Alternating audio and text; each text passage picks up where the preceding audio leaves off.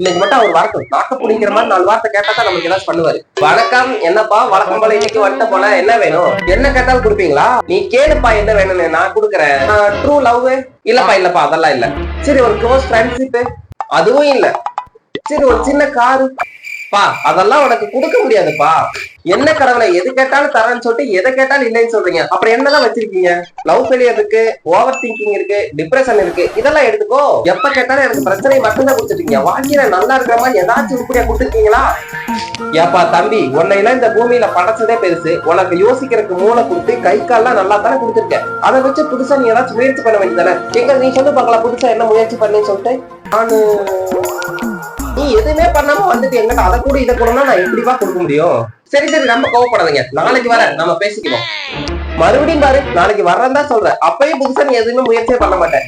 உன்னை எல்லாம் உலகத்துல படைச்சதுக்கு நான் படைக்காம விட்டுக்கணும்ப்பா, தப்பு பண்ணிட்டேன்.